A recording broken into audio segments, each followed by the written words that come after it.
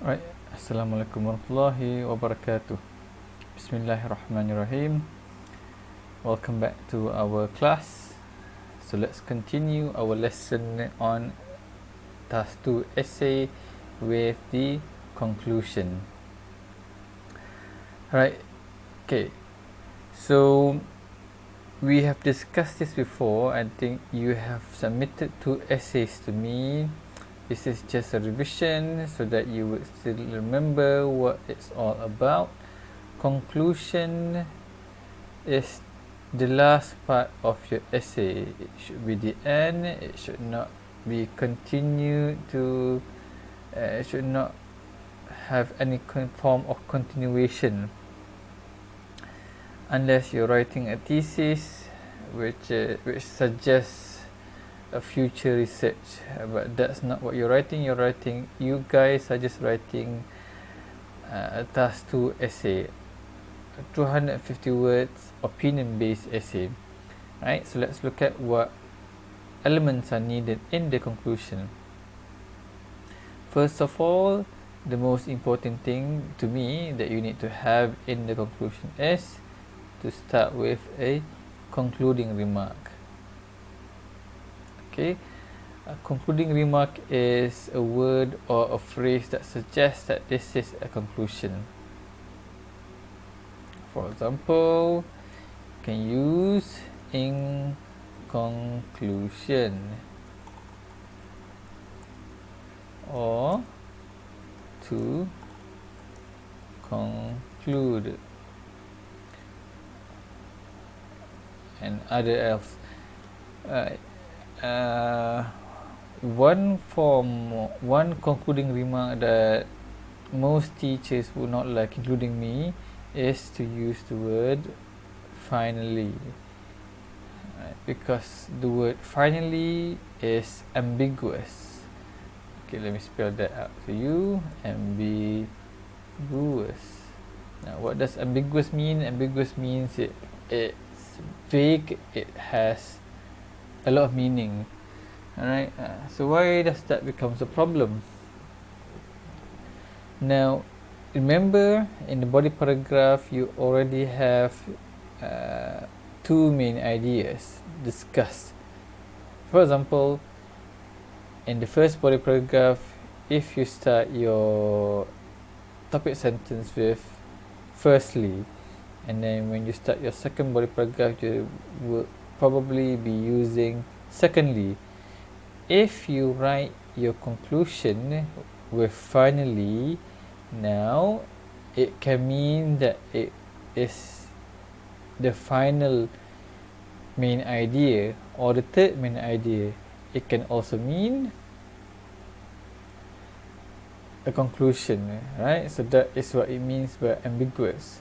Right? It's not wrong, but in an academic essay, you try to stray away from being ambiguous, right? Okay, so the first thing that you need to do or need to have is the concluding remark.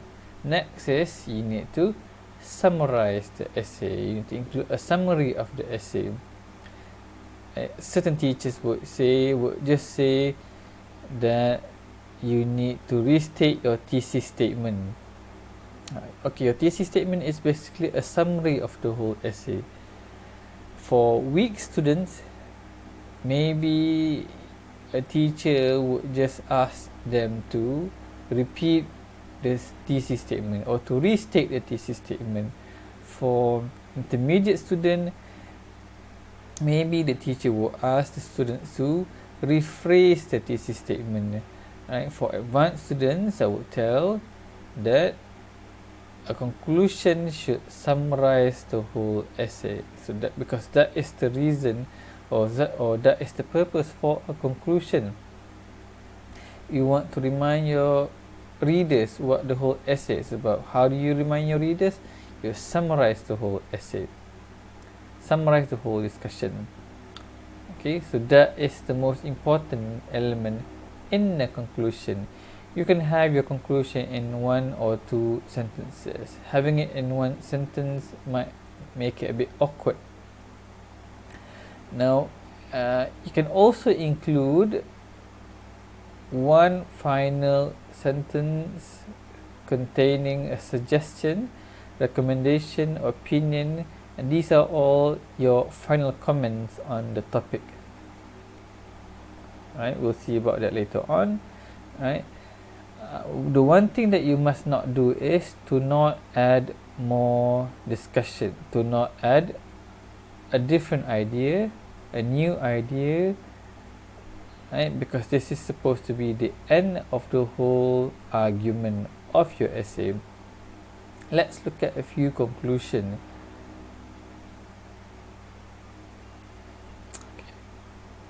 Okay, we've looked at this before. Men make better chefs than women. So you have the first is the introduction, second the first body paragraph, second body paragraph, and lastly the conclusion. So you have here the concluding remark, and then you have the summary of the whole essay. Right, let's compare what we have in the topic in the thesis statement and in the conclusion. Okay, in the thesis statement in the introduction it says, men do make better chefs as they are physically, mentally, and emotionally fitter to handle the job. So if you look at the conclusion, it says, men have several advantages over women in becoming a better chef, especially in the physical, mental, and emotional aspects. Right? It's basically the same idea, but it's rephrased in a different manner. Okay, this I believe is a good type of conclusion. Even the note says it's a restatement of the thesis and its subpoints. So you have to also include the subpoints or the main ideas here. So lastly is the final opinion on the issue. Final comment. This is not to say, so let's look at what is mentioned by the author. This is not to say that women cannot become a good chef, because there are many out there, but men have several criteria that assist them to be better. So this is an additional comment or the author's opinion about the whole argument. Alright, okay. I believe that's the end of the whole structure of the discussion about the whole structure of the essay. Alright, so let's look at a comparison between the compare and contrast and cause and effect essay. For EPT, we only test you on two types of essays, which are compare, contrast, or cause and effect. Let's look at briefly what these two things are, so that you are able to distinguish them. So it is very important for you to be able to distinguish these two, right? Compare and contrast and cause and effect. Right? Compare and contrast, it would have two subjects that needs to be discussed or needs to be argued. You can discuss them in terms of their similarities or their differences. You can use, it's not that you can use, you have to use compare or contrast markers. Compare and contrast markers are words that suggest compare or contrast. Words that suggest similarities, similarly. Words that suggest differences, like however. These are transitional words that suggest contrast. You can also use comparative adjective, like bigger. When you use bigger, then it's clear that you are comparing two subjects. Okay, now let's look at cause and effect. Now basically cause and effect is just a type of essay that deals with cause or effect, reason and result of something. Okay, so let's look at an example of an essay, cause and effect. Okay, technology is shaping the younger generation in a harmful way. So we have the cause of younger generation becoming leading or shaping the younger in a harmful way is technology. So the effect is it's making them, it's giving harm to them. So it's a cause and effect. So when you deal with cause and effect essay, you would use cause and effect markers, words that suggest cause, word that suggests cause, and word that suggests effect. I will give you a note on cause and effect in our Google Classroom to make things clearer. As you can see here, this can be achieved, which they can offer. These are all cause and effect markers. Okay, you will see it clearly in the notes that I will give you later on. Right, and then we have another one here. Joining clubs and societies should be made compulsory to all students. Right, so this is okay. This essay uses a cause and effect approach. Okay, so if you agree that it is made compulsory, what happens to them? So cause and effect. If you agree, what happen? If you don't agree, what will happen? So these are cause and effect.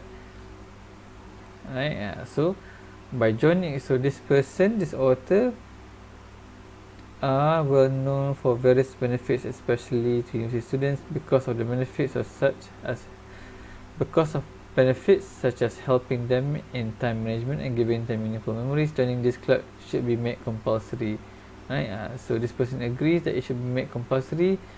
So what happens when it is made compulsory? It can help them in time management and give them meaningful memories. Right, so these are cause and effect. Let's go back to compare and contrast and look at compare and contrast marker.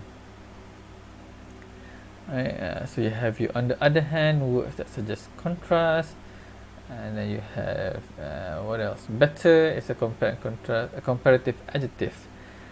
Okay, right. Okay, so I think this is the end of our discussion on the structure of the essay.